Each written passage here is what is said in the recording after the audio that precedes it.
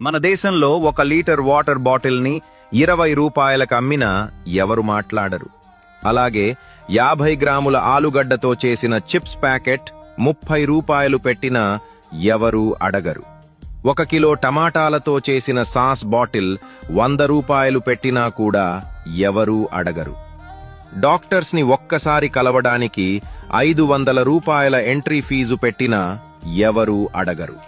Private schools, colleges లక్షల్లో ఫీజులు వసూలు చేసినా కూడా ఎలాంటి కంగారు కనిపించదు.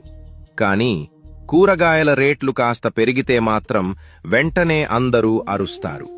ఇవి ఎలా కొనాలి, ఎలా బ్రతకాలి అంటూ టీవీలో రోజంతా న్యూస్ వేస్తారు.